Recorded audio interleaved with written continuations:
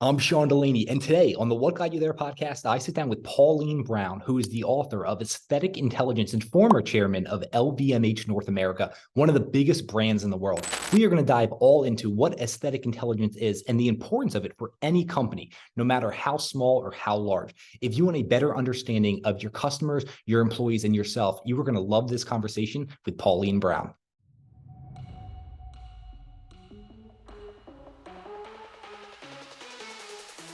What Got You There is a podcast for high achievers looking to learn from the most successful people of all time what their strategies, lessons, and routines are that made them successful. Now it's your journey, so it's time to learn what's going to get you there.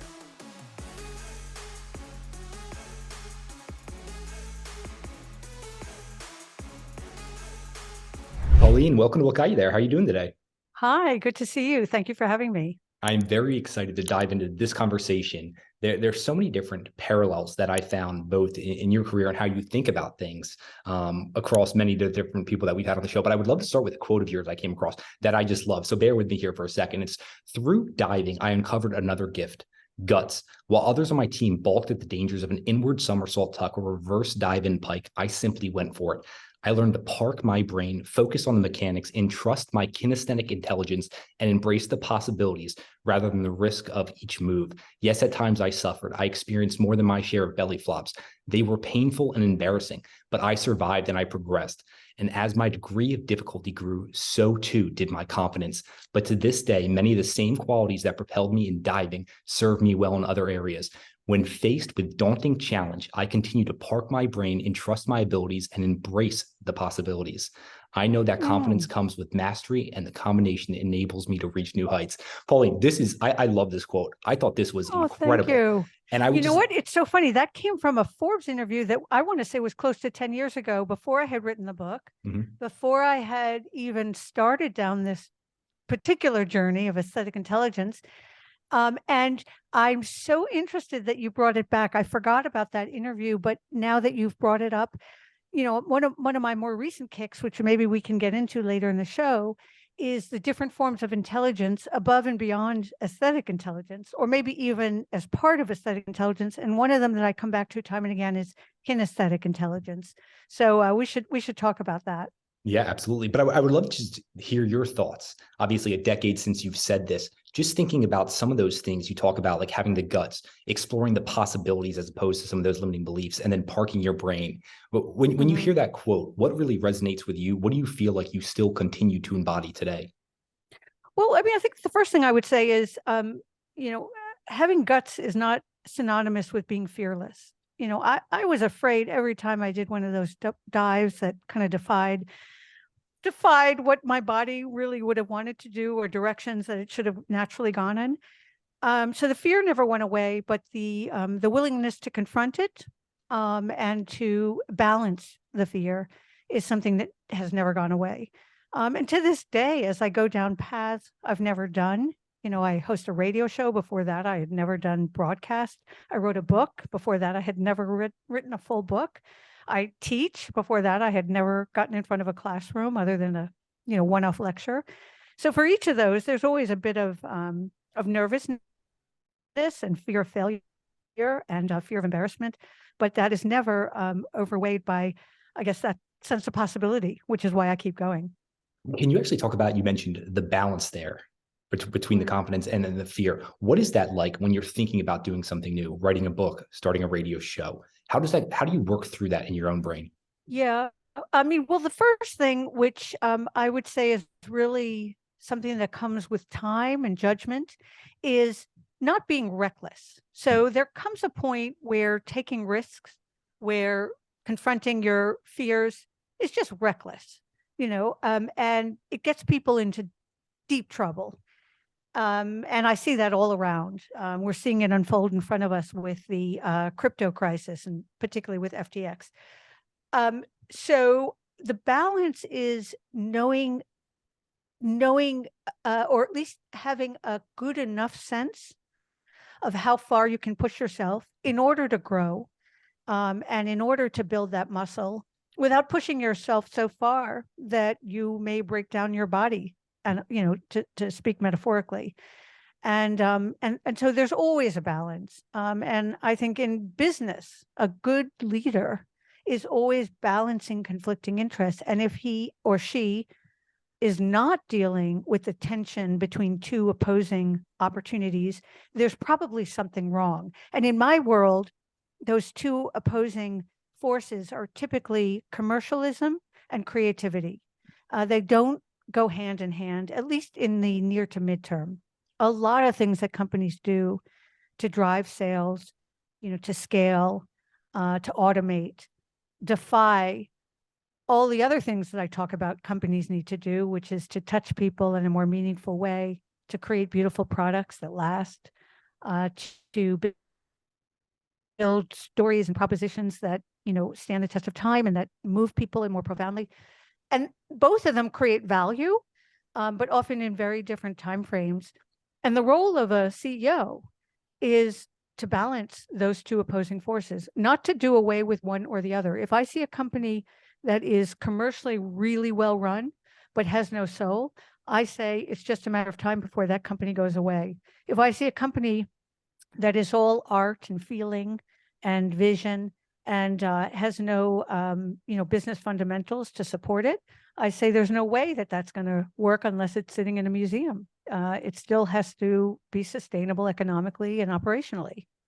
Do you have an example of what a company with soul would look like? I think Apple under Steve Jobs had a soul, and the soul was largely, or at least it emanated from his soul. He wasn't a flawless man. He had a lot of issues and a lot of constraints, but he had deep conviction. He was a fighter for what he believed in, and he believed in an idea that was so much bigger than the business proposition anyone could measure, at least in that time frame. Eventually, the business proposition and the valuation of the company caught up with his vision.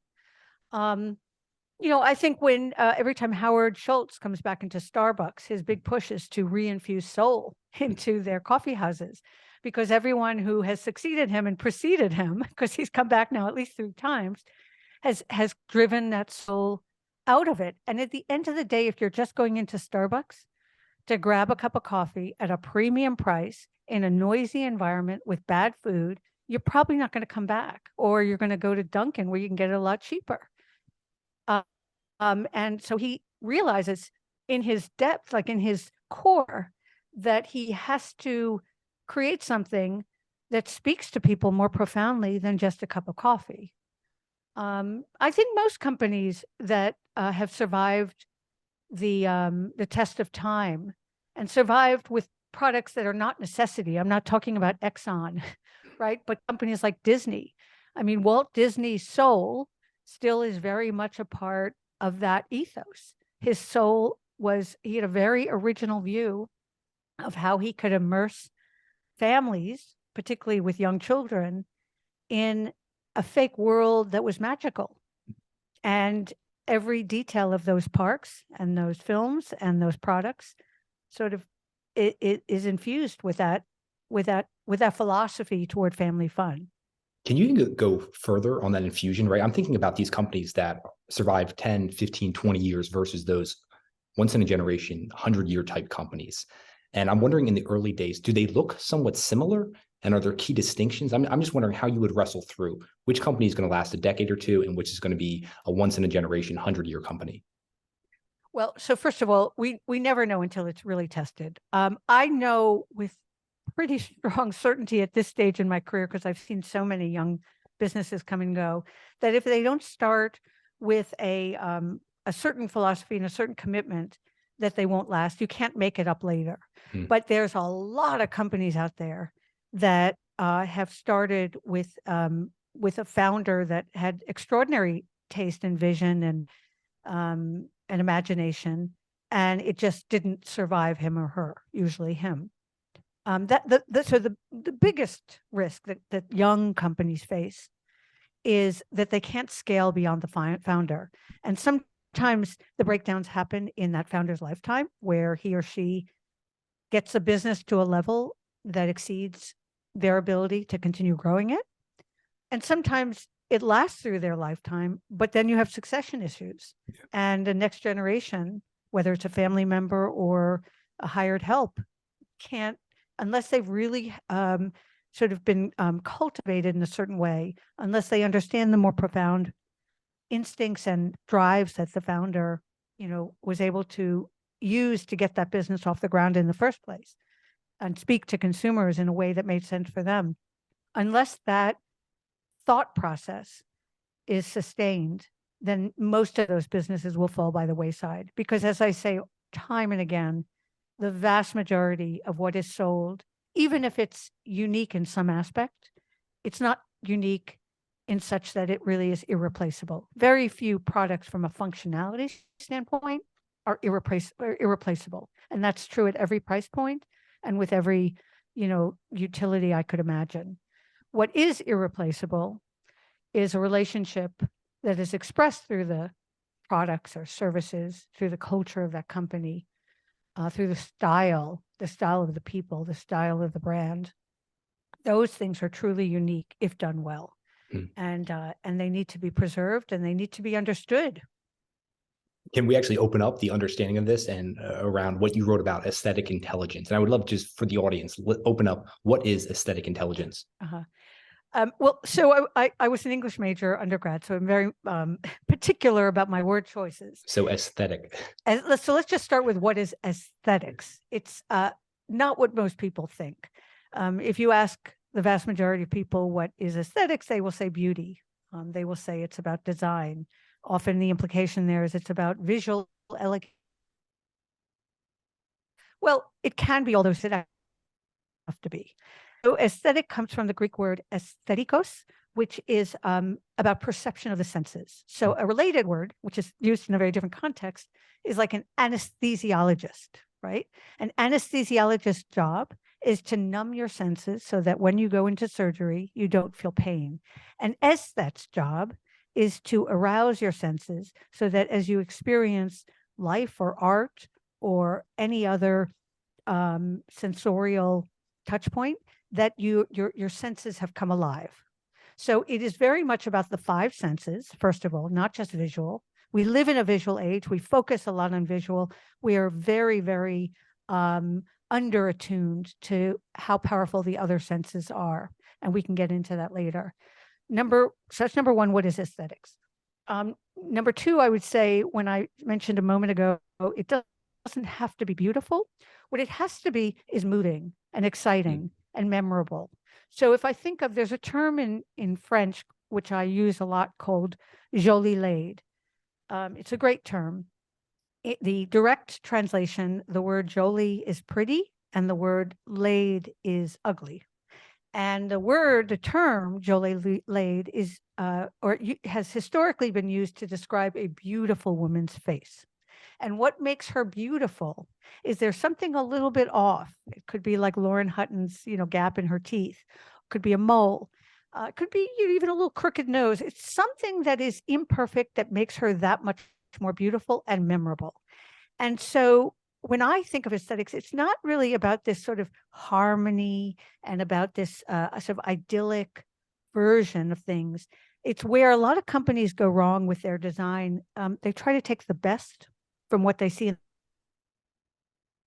it, and they put it all together.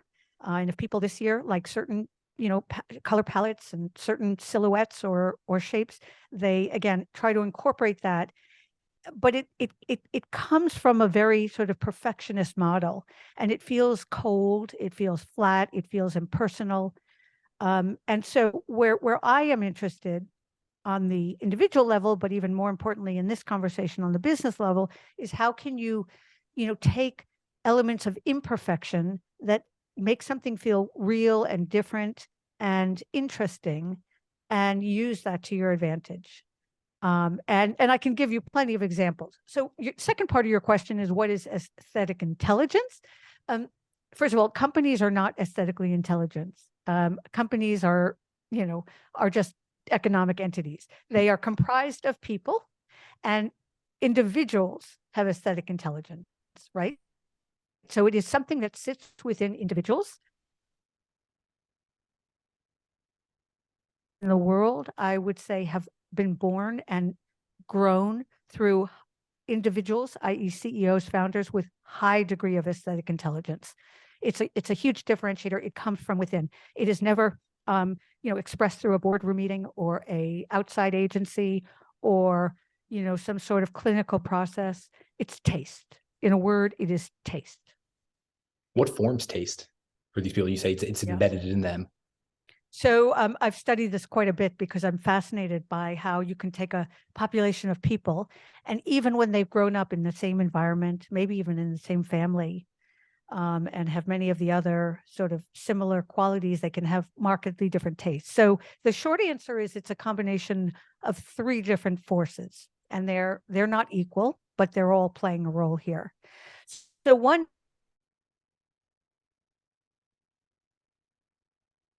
heard there is a big cultural influence to what feels good at any given time. It's true in fashion. It's true in Pauline, home design. I'm sorry. There was a cutout there right when you were about to go into the first one. Oh, okay. Is that on my side? I'm not sure. I Okay. have, it looks like I have good connectivity here. So I don't want to say it is me or you, It but looks like I do too. Okay.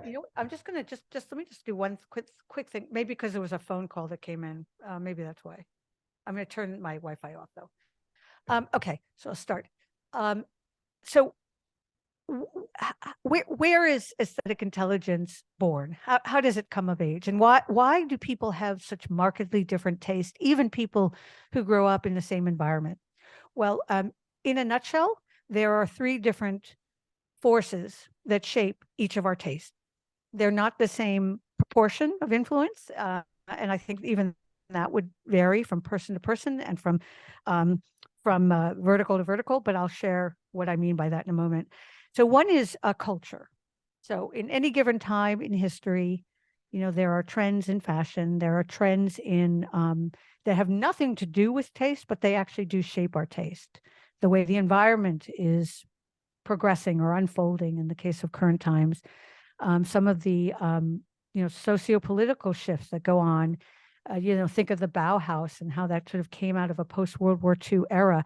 These are forces of a time and a place and a people. There are different cultures. If I'm sitting in Paris, I'm sitting in New York, but not even France versus America. It might be Paris versus Provence. They have very different expressions of taste. So culture which is both time and place, is a big one. The second is personal influences. So we've all had the experience of early or at some formative time in our life being exposed to certain individuals. It might be a grandparent. It might be a superstar. It might be an icon that, kind of represented our model, a benchmark that we held out there. Nowadays, it might even be an influencer. And but generally, the closer home it is, and the more present that those human influences are at certain times in our life, the more impactful they'll be, and the more longstanding they'll be in their influence. So it's why oftentimes when you ask people, why they're particularly sentimental about certain, keepsakes, it has some connection to their family history and a story that goes with that. So there's a sort of relational element. And then there's also genetics. So, in a very basic way, I would say there's actually, for example, a genetic marker for people who like versus people who don't like cilantro, right? That is a taste. Some people find it enhances a recipe, and some people find it is absolutely inedible because there's cilantro in there. It tastes like soap to them. So we are biochemical, and our chemistries react differently to the same input. Even you could say that's with color. We all, unless you're color blinded, which is more prevalent than we often talk about, for most people, we gravitate to certain colors because of also how we receive those colors. And even the same shade of purple, you don't need to be colorblind, but some people have much, much sharper acuity for the different variations of a purple, and others don't. And that is just the way, your your visual neurological systems are processing. So there clearly is a this sort of personal genetic piece to it. But I would actually say that that is the smallest portion of the three. I just want to highlight the reason I really wanted to talk to you and why this is so important, where so many people I know who listen to the show, they're more quantitative based, and they're thinking, what the hell does this have to do with the company I'm going to invest in, the business I'm going to run? And I think about someone like you mentioned, Steve Jobs, right? Like he made the back of that Mac as beautiful as the front, and what was in the hardware was just so elegant. And then you brought up a great example in your book around Rolls-Royce, the legendary car company, and they switched the inside material to a more plastic-based, I forget if it was a dashboard or something like that. And what ended up happening is the customers, they realized there was not that new car scent, and they missed that. And what they ended up doing is they went back to wood, and then a 10% boost in sales. So many of these little elements, so many of these things, it's like when we walk into a certain store, there's a feeling we get. And it might not always be easy to describe, but that feeling influences us. And I think, and I love the depth you've gone to. And I'm curious, like, where did this inner desire to explore this for you, where did that evolve from? So, if I think about my career prior to the current stage, I was working in a number of large companies. My most recent as head of North America at LVMH, a company that generates now well over 50 billion euro a year across 70 plus different brands in 5 different sectors in over 100 different markets. And it doesn't sell one thing that anyone needs. And I was astounded. And I wasn't embarrassed to work for a company that sells thousands and thousands of SKUs of products with no utility. I mean, nobody needs a bottle of champagne. There's no utility. You don't quench your thirst. If you're really thirsty, there's both cheaper and I would say more effective beverages to choose from. And the other interesting thing, if I take the LVMH example, is not only was it a big company with customers that gladly paid in every market around the world a premium for their products and wished they could afford to buy more of them, but some of those products had been around for hundreds of years. I just mentioned champagne a moment ago.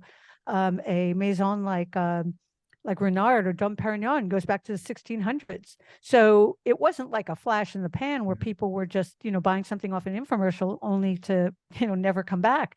People for hundreds of years have been buying these products. So I started with this false assumption, which I think a lot of people still have, which is, well, that's all well and good if you're in luxury or these design-driven companies, fashion, but beauty, which I also spent many years in. But what does that have to do with me? I'm in financial services, I'm in heavy industry, and they're right and wrong. And I was right and wrong. I was right that it has everything to do with the business I was in. There was no justification for someone to buy a Dior bag for $4,000 or $6,000 simply because they needed, a little sock to put their wallet in, right? That there was no rational justification. So I was working in these companies whose only justification was to make beautiful products that are aspirational, that are presented, impeccably, and that create desire. And a lot of companies are not in the business only to do that.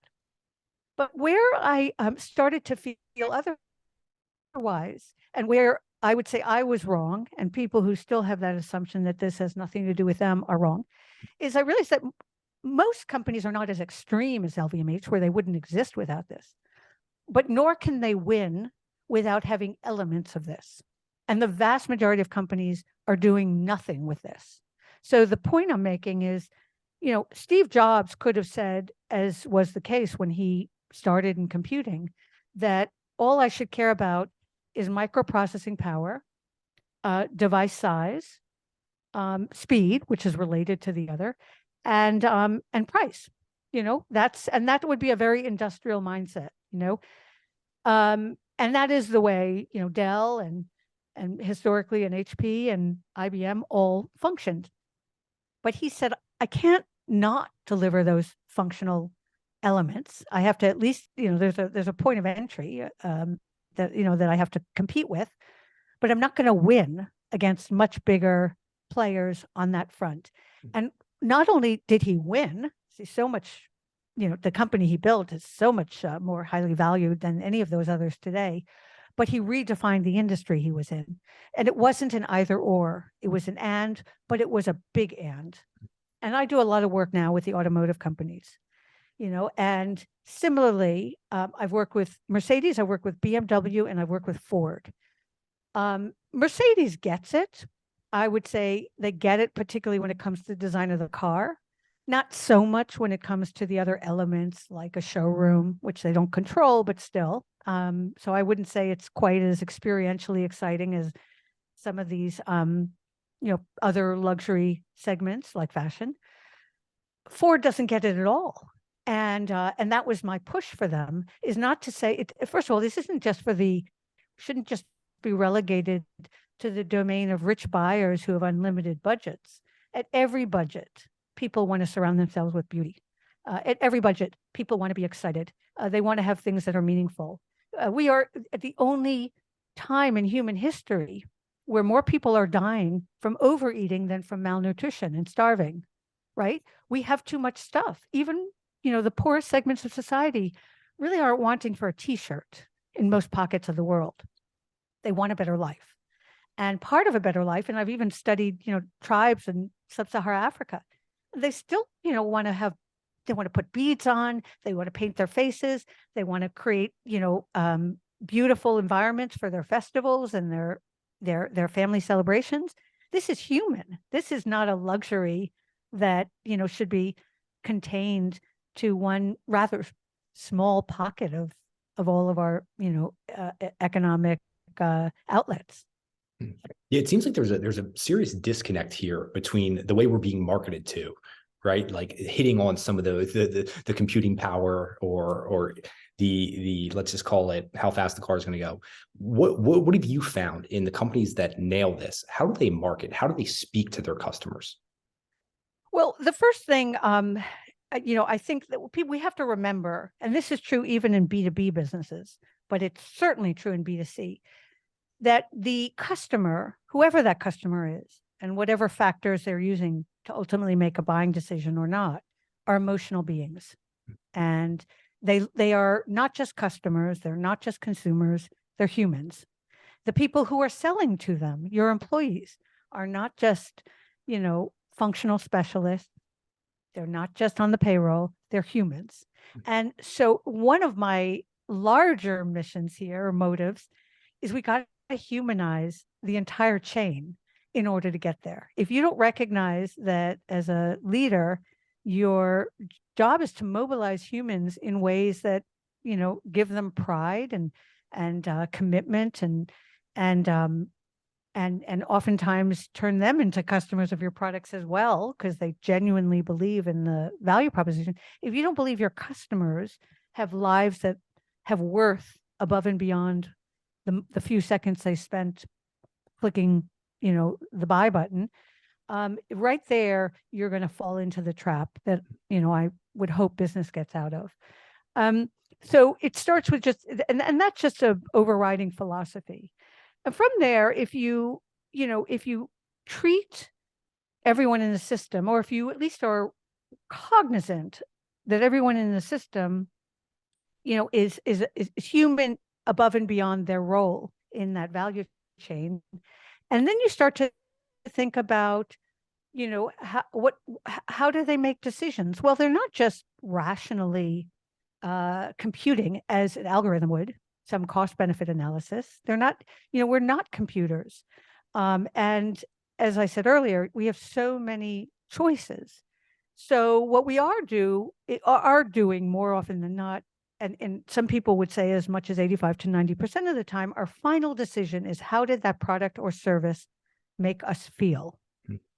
And if you don't understand that they are a feeling being and you're a feeling being, and what are the things I can do in all touch points, in some cases that cost nothing, to elevate that feeling or to deepen that connection, that's where it starts. It's really about, and so when I said it doesn't always cost things, like people assume well, I'm running on a tight budget, particularly if I'm a startup. I don't have money to hire some, fancy art director.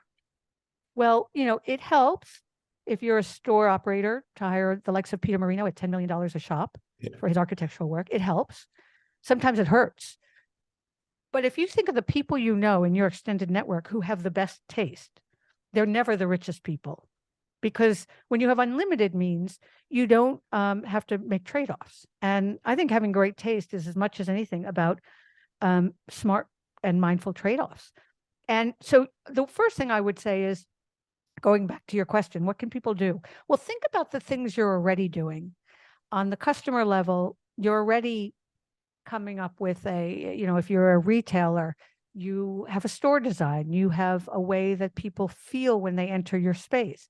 You have a way that you're talking about your products. If you're a direct to consumer, and one of the areas I think we're in the very early stages is what I call digital aesthetics, because most digital propositions are still very focused on sort of what I call the antithesis of aesthetics, which is around speed, efficiency, frictionless, user ease, and so forth. And that, I'm not saying that that isn't important, but I'm saying it leaves people with no feeling, except that they were able to get through as quickly as possible, as painlessly as possible. And I don't any business I'm associated with shouldn't be about painlessness. It should be about pleasure. It should be about delight. So on the customer level, those are the things to at least start thinking about. On the employee level, because I've never seen a great business that speaks to the consumer that doesn't also carry that ethos to it, the culture of its workplace. And I would think about, how do people feel when they're representing you, whether they're in your office or on the road. What the aesthetics of corporate culture to me is much more tangible than any other way I could possibly capture culture as it's often discussed and described. Yeah, it almost sounds like there's all these things we're focusing on that are marginal improvements, but attacking this could be exponential type improvements within a company with what they can offer to the company, to the customers. You were mentioning that we're emotional beings. One of my favorite entrepreneurs, Mary Kay Ash, she had this legendary line. I think it's one of the best lines I've ever heard around business in my entire life. She says, everyone has an invisible sign around their neck that says, make me feel important. And it's your job to understand how to do that. And I just love that, because we always have an ability to interact with an employee, a customer, a boss, and understand what they're feeling and heighten that emotional connection. So I just really love that. What do you do with the companies you're working with to raise the overall aesthetic intelligence, both for the founders and then the employees as well? I'm just wondering, when you enter a company, what does that look like? Well, so first of all, I always have to educate them in the beginning, because many of the companies that call on me want me to do the work. And sometimes I think that would be a fun challenge, to come out with a next generation, car for millennial women or whatever it is. That would be a very fun challenge, but I would not be doing a service to you, because just as I said earlier in the show, that if this doesn't start with a mindset that and an ownability of and a capability that comes from within, it won't last. You may have one successful launch, but what happens next? And so I'm of the mind, and I've tested this, so I'm all the more convinced today than I was a few years ago, that aesthetic intelligence can be taught, and more important than taught, it can be learned. That there are people who are gifted. I will never be as good a chef as an Alain Ducasse. I would never be as good a designer and draper as a Donna Karan. There are people who come into this world with extra sensitivity and attunement and all the things that go into great taste, and they're lucky. But people who are gifted still have to work at it very hard, or it atrophies. And people who are not gifted, if they work at it, will get better, inevitably. The best way to think of it, this idea of what I call the other AI, and I call it that because I think it's actually the only AI that we humans can still rely on to stay relevant vis-a-vis the original AI. But what I say is, it's like a muscle. So if very few of us were born in this world to be an Olympic athlete. It takes the luck of certain proportions and, parental influence and so forth. So it's a tiny portion of the population. 100% of the population, if I take them on any given day, on any given year, and I come up with, a new and healthy and balanced diet, and insist that they go on a certain regiment, and it could even be a very modest one, change other factors in their life that may be interfering with their good health, lack of sleep, stress. 100% of the population will be healthier 1, 2, 3 months later than they were when they started. That's just the law of, of science. And so I say, if you believe that, that these are all in the end just, connections and the way the brain works and sensitivity and learning how to listen and experimenting, because some of having good taste is also being willing to make mistakes, but taking the time to, express and look hard and refine and curate. These are all skills that even the best people in the world have to work really hard at. And so I tell these companies, to your question, what do I do for them? Let's start with people in critical functions, who have different levels, varying levels of AI coming into it. And let's give them all a methodology for tapping into that and for starting to diagnose where they might need more support, where they already are excelling, how they can then apply some of those skills, latent or already well-developed, to the company or to their job or to a brand that they're thinking to launch. That's what I do. And I've worked with some, I'm working with the Ritz-Carlton right now, and we have a program that is similar to the one I designed originally at business schools, but it's for their general managers, and it's very specific to hospitality. But it takes the principles that I'm talking about and applies it to their properties. One of the entrepreneurs, she's one of my favorite entrepreneurs of all time, that I just keep thinking about when you're talking about this, and that's Estée Lauder. I know you worked with Estée Lauder. The reason I keep thinking about her is, you said there's that innate ability, innate drive. There's something in her, right? She loved makeup, beauty from an early age. And then you talk about influences. Her grandfather, who was crafting his own lotions in the house, she became obsessed with. But then you talk about the critical point. She had to put in the work. And there's this line in her incredible biography, you've never read it, or autobiography, where she says she's touched more faces than anyone else in the world. She was constantly experimenting and formulating. And I think about when she came up with that color blue, she went in every single bathroom she could, of women's bathrooms, and was testing different colors. And it's just like, yeah, you can have that innate ability, but you've got to put in the work as well. I just thought that was such an important point. Look, she was brilliant. And before her time, she understood the power of multisensory marketing, which is, you think about, you walk into a drugstore, and if you looked at a Revlon or, a L'Oreal product on a shelf, it's sitting behind sort of these vacuum packed in plastic. You can't smell it. You can't touch it. You can't try it. It's just long, sort of linear rows of stuff. And at best, you're taking a good guess as to whether that particular shade of red is the right one for my lips. And all of a sudden, there was this new model in the department stores. I'm going back to the 50s and 60s and 70s, where the more prestige brands were only available there. And you would try things, and you would have a woman behind the counter, and she'd put cream on your hand. And even just that sort of light massage gave you a kind of intimacy with this woman you otherwise would never have known or met, and you trusted her, and so it was, and you could smell the fragrance, not just because sometimes it's become obnoxious these days, but because the women were so quick to spritz you, but maybe they even subtly sort of infused the area with that particular scent. It was multisensorial. And it gave people a reason not just to go to the counter, but to pay 3, 4, 5x what they would have paid in, back then, the equivalent of a CVS. Yeah, I love that. I'm wondering for you then, you've mentioned you've studied so much of this. Who are some of those founders who have just been able to embed this throughout their company that lasts well beyond them? Who have you looked to over the years that you just really admire for the way they did it? Well, I mentioned earlier Disney, and fascinated by Disney. I know they're going through a transition now, but nonetheless, incredible that you could take something, that is as complicated, if you think of all the different moving parts that go into a theme park.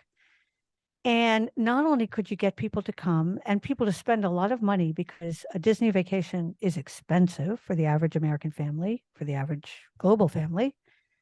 And there are families that come back year after year after year and they don't tire of it. And so, I think it's in a league of its own among immersive entertainment. And that was very much, created during his lifetime and with his imagination. It was a world you'd step into. Before that, he started as a cartoonist. So he was making movies. Before that, he was actually in advertising, but he was making movies. And I think it's interesting that he was able, because there's no other, movie production house that has ever made that leap into becoming, they have 3 big divisions and a lot of subdivisions within those, but consumer products, theme parks / travel and hospitality, and then entertainment, and how they all kind of cascade through. So I think, I marvel, number one, that vision could actually come to fruition. Number 2, that 50 plus years after Walt has been dead, that they're still able to delight people year after year, and such a broad array of people from around the world. So that would be one. And I think, look, I've never worked in Disney, but I've studied it from afar. I think there are many things they're doing right. But one of them that they were quite innovative, and this also started in Walt's lifetime and still exists in a much bigger, more sophisticated form today, is their Imagineering R&D lab. So Imagineering is essentially, at its peak, it was, I think, 3,000 people. It serves as like a research and development arm. It's people who come from, architecture, computing, and graphics, and material science, and all these sort of hodgepodge of different industries.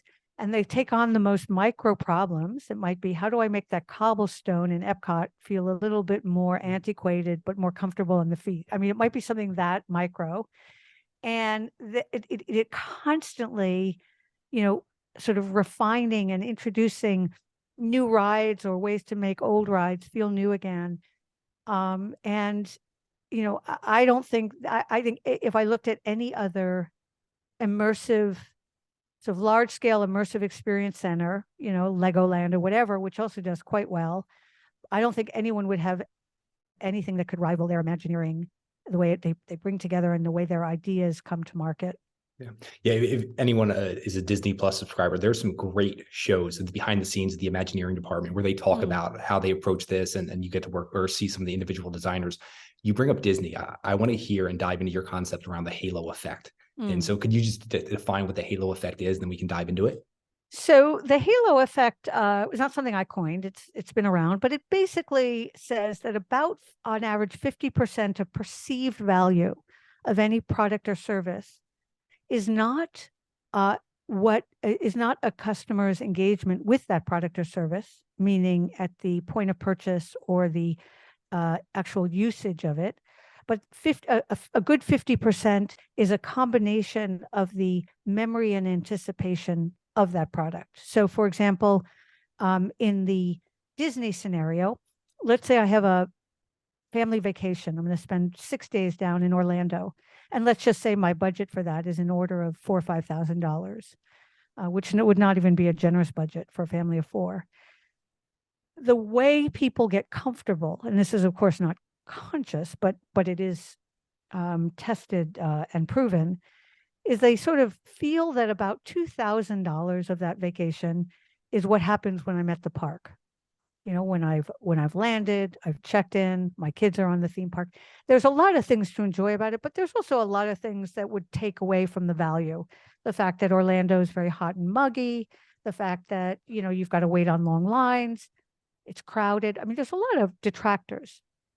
But another 50%, so maybe it'll be another 2,000+, is the 6 weeks before I stepped on that airplane and my kids were excited and we were deciding what to bring to Disney and we were, gearing up for our big trip. And maybe the 6 months after we came back and we're talking about our family vacation and we're looking at pictures or reminding ourselves through Instagram posts. And as we know, Instagram, is a perfect partner for Disney because the experience is so Instagrammable. My point being, too often companies are obsessed with what happens when people come in my store or come in my service center, or maybe they're obsessed with what happens if I'm an automatic manufacturer with people when people are actually in my cars, but they don't think nearly enough about what happens before they're even thinking to come in. Why? How could I get them not just committed or obliged to come in because they need a replacement, but excited? How can we create value in the anticipation, and how can we extend the experience into the memory? Who besides Disney? I'm just wondering about an experience that isn't as in depth as a week at a park. Yeah. Are there any companies that come to mind for you? Well, I think I'll talk about a more contemporary, why does Warby Parker continue to exist through, good circumstances and bad? I mean, the world around them in D2C has changed radically, and we've seen other companies that were often pooled in a similar bucket, like a Glossier, if not go bust, go in that direction, right? A lot of companies have come and gone while Warby is still relevant. It may not be overtaking Luxottica. It's not changing the entire world of eyeglasses, but it has found a very meaningful and sustainable place. And, when I think back, their designs are good, but pretty generic, and I think there's nothing breakthrough that any other company, and obviously eyeglasses are relatively easy business to replicate from a manufacturing standpoint. The plastic on the rims and so forth is nothing proprietary there. And their designs, as I said, are fairly generic in my mind. I think what they've done masterfully is giving it a voice that feels relatable, trustworthy, that is fun to engage in. And they've extended that voice, whether you're in one of their shops, which they've increasingly opened around the country, or whether you're interacting with them online. They've made it simple, but not functional. It has a lot of personality, and the personality is so consistent with the ethos of the founders and their generation. It's sort of part of that creative class, but not people who are on the edges. And I think they've really had a good sense of where they play, how they play, and how to sort of stay the course. And I think so what I'm saying here is, if I reverse engineer their business model or their manufacturing or any other element, there's no reason that for a company that's done very well in a short period of time, that it doesn't have a lot of competitors. But what is very hard to compete with or replicate is a style of expression that they have nailed. And I would say another one I've talked about, and I mentioned earlier, the challenges of digital aesthetics, Airbnb. Why is Airbnb so much bigger than HomeAway, VRBO, all these other sites in many cases, and actually most of the cases that predated them? It's not like Airbnb had a first mover advantage. It came later. In fact, the only one that had a true first mover advantage is Craigslist. And Craigslist, which was around, I think started 13 or 14 years before Airbnb was launched, is worth probably 3% of the market cap of an Airbnb. And what Airbnb does differently, it's not that, it doesn't own the properties. It doesn't own the relationships. There are many, partners that will list in multiple places, and they have that right. Its way of expressing to the customer how they do what they do, and to get the customer through pixelated images to envision a real experience that is quite aspirational and exciting and desirable, is their tone, their voice, and obviously their design. And interestingly, both founders of Airbnb were graduates of Rhode Island School of Design. Unlike all the others, they didn't come out of coding. They came out of design, and they understood from the earliest stages that they had to design for trust. In fact, Joe Gebbia gave a very good TED talk on just that. Yeah, I love you bring in the cross-disciplinary approach there and incorporating the design elements. That might not seem that logical from the get-go. I'm wondering though, what do you think and what do you deem as a brand's best intangible asset? Are there other intangible assets that you're more heightened to and you think people should be thinking more about? So yeah, that's a good question. I mean, it depends on there are different intangible assets, but one of them that I write a lot about, and I do whole workshops on this because it's important and it's not that well understood, is what I call brand codes. So brand codes are not, it's not the same as brand identity. They are markers of the brand that typically evolve over time. They don't typically become codes by design. They become codes because they're so powerful and they're so symbolic of everything that brand stands for, that the codes become what I call ownable, and they become leverageable.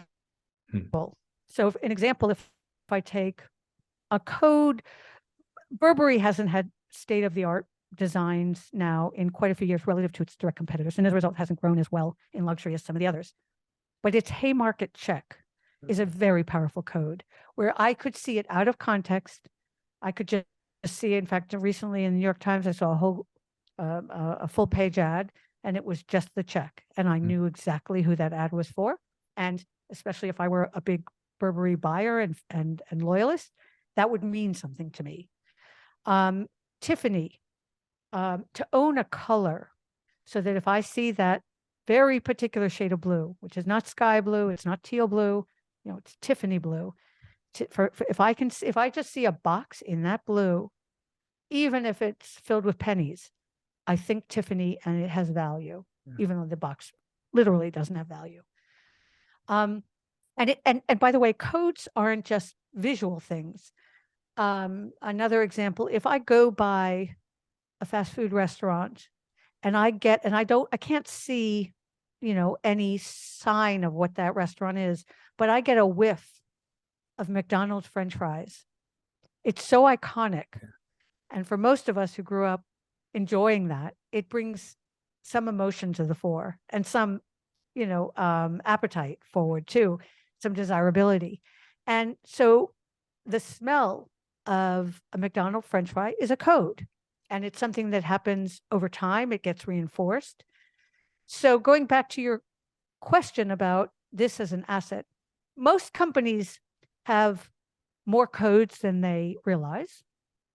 The challenge is, number one, to learn how to keep them interesting and modern and relevant. So a code of Louis Vuitton might be the trunk. No one's going to buy a trunk in 2022 because you can't stow it overhead. It's bulky to carry. We travel with a very different, set of requirements. But they've been able to take the concept of trunk and the concept of travel and the concept of that LV monogram into the future and make their codes relevant to a 21st century consumer. So I think, number one, it's recognizing what are codes. Number two, understanding that a lot of things you've been thinking are codes are not codes. They are generic. Chanel has a lot of codes, but the fact that they use the color black, as does Balenciaga and many other fashion brands, YSL, they don't own black. If I see black out of context, I don't think any of those brands. But they each have other things that they can honor and leverage.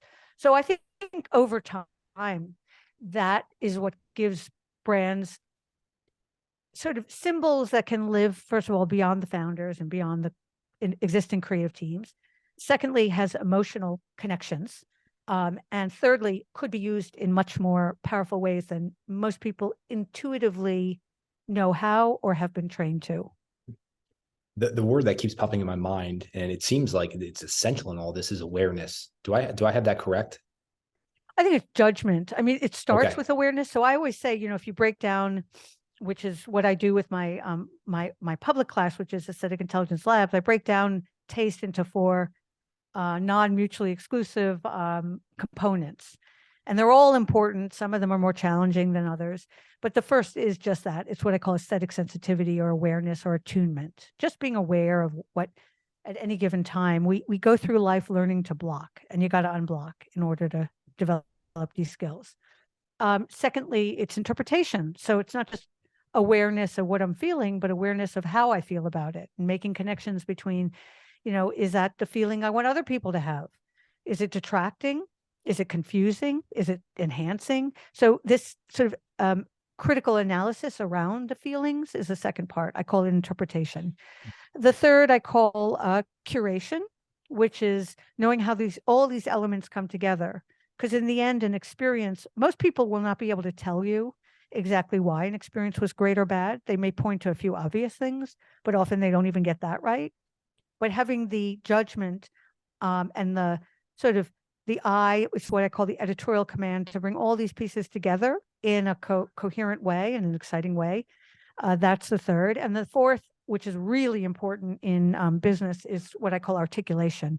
How do you put into words or other nonverbal communication messaging what it is that I as a leader of any function or of a company, I'm working towards, so other people can support that vision. And this is where I find my business students fall short. They are so smart and they're so disciplined and precise, but they don't use words to their full power. And I think I won't say it's a laziness, but I think again, in business circles, it's something we're not taught to do. And so we don't always realize that, let's say I'm opening a restaurant and I say, the food must be delicious. Well, that means nothing. Yeah. Delicious means, 10 things to 10 different people. If I say, I want the environment to be warm, that means nothing, because warm is felt and experienced differently among different people.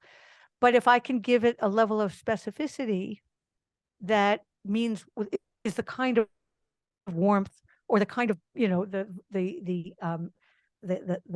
angle on deliciousness that I'm looking for, that's where this becomes actionable. That's actually an incredible exercise. I know you taught when you were at Harvard, you had your students actually write a restaurant review. I think this is so important for business leaders so we can get a better level of articulation amongst our people. It makes me think of one of the legendary directors, and I'm going blank on his name, but he was working with DiCaprio. And he said, I want you to walk. He's talking about how he wants him acting in the scene. He says, I want you to walk in here like you're Frank Sinatra floating on a cloud. That is different than walking here with confidence or something like that. So I think articulation is so key. Pauline, I have to explore what you mentioned at the beginning of this. You said it evolved from aesthetic intelligence, and that's kinesthetic awareness. And can you just dive into what you're thinking there? Because I've had a few people on and we've explored kinesthetic awareness. So I just want to know what you're thinking.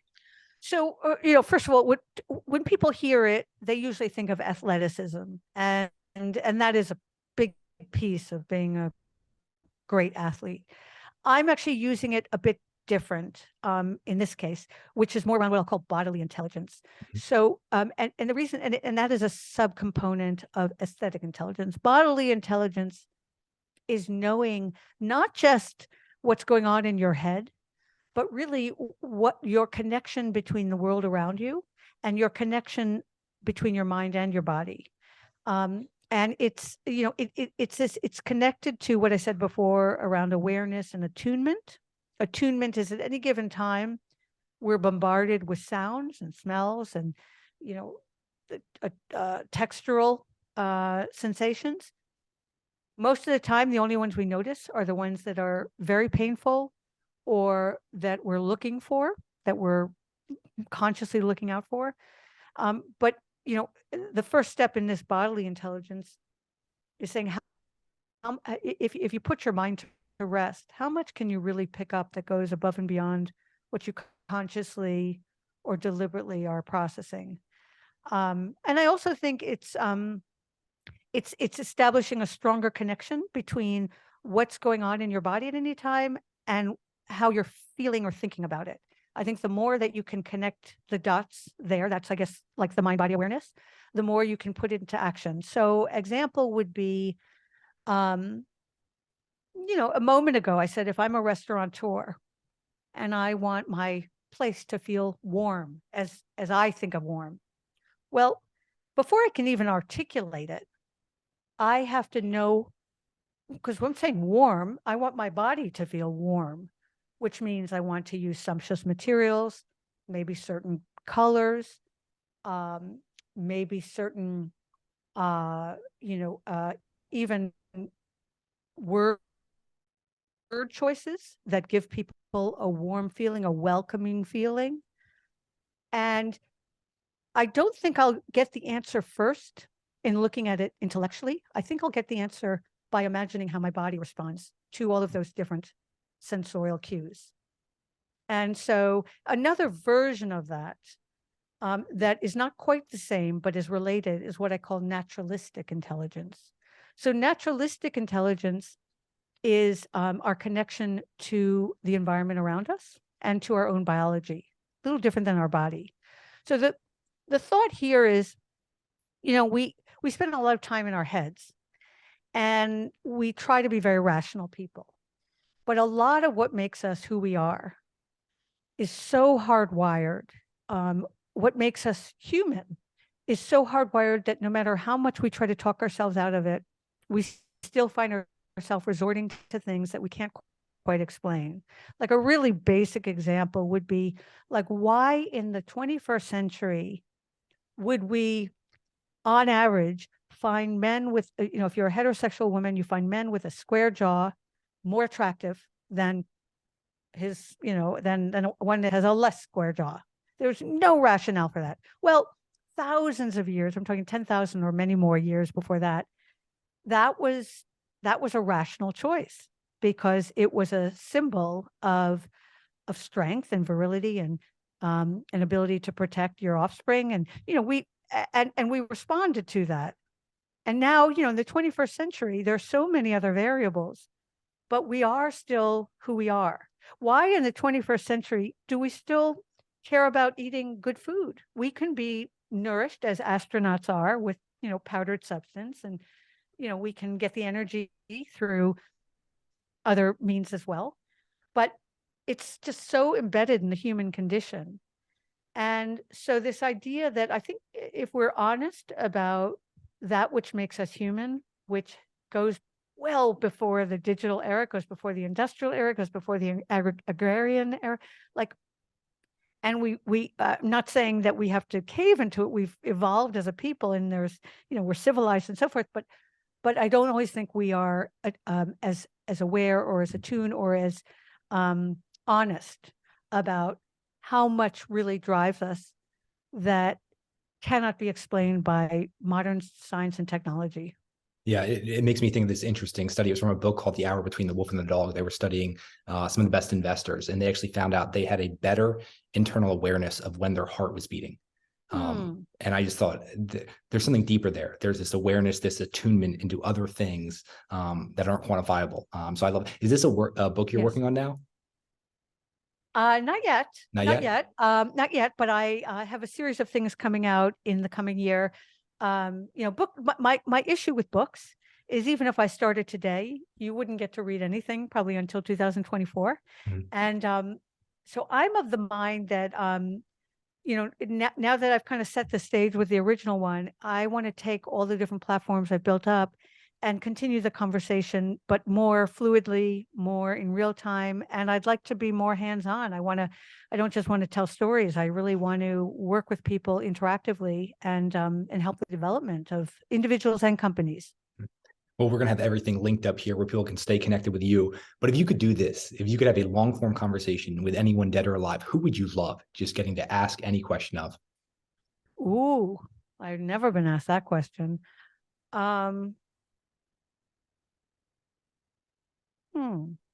So among living, I'd probably want to, just because I'm just so fascinated and so bewildered, but I probably want to talk with the Pope.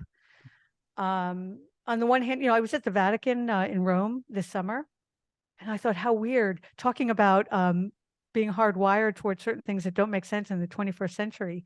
The life of a Pope and the commitment to religious text and and order is so foreign to me. And yet I think he's so wise and so brilliant, and I listen to all his missives. And so I think it would just be fascinating to understand kind of the man behind the symbol. And if I could go back even further, it would be, I would want to, in order to not work, not so much for the purposes of a book I'm not going to write, but in order to further my thinking on naturalistic intelligence, I'd probably want to go back to one of our founding fathers. When you think of the conditions, and I was just reading about this on the heels of Thanksgiving weekend, about what it was like to be a pilgrim. Half of the original occupants of the Mayflower died en route, right? And they get here and they have hostile enemies, and they're depending on a good harvest season, and all sorts of diseases and other threats took over, and the winters in New York, which is around where or New England, where they landed, aren't very forgiving. And yet for those who survived and who kind of made the backbone of America today, to understand the grit that they had to have and the conviction, and also to understand that they found joy. I mean, that's where the concept of Thanksgiving was founded, right? That they were celebrating all the reasons to be grateful, notwithstanding incredible challenges and duress. So I'd probably go back to either one of the early settlers or one of the founding fathers, and really want to pick their brain. I love that. Great place to wrap up here. Pauline, where can everyone stay connected with you? Obviously, we'll have everything linked up, including your book, Aesthetic Intelligence. Just want to make sure that you have an ability just to tell people where to go. Oh, thank you. Thank you. I have a cohort approached process to learning aesthetic intelligence. It's the foundations of aesthetic intelligence. You can go to aestheticintelligencelabs.com. Our next cohort starts in mid-January. It's the winter cohort. People come from around the world. They go through. It's asynchronous, so you can do it on your own time, but we do have live events. And if you have other questions for me, you can also reach me through Aesthetic Intelligence Labs, or very simply Pauline at aestheticintelligence.com. Fantastic. Well, Pauline, I can't thank you enough for joining us on What Got You There. Thank you. Thank you very much for having me, and great questions, Sean. Very impressed.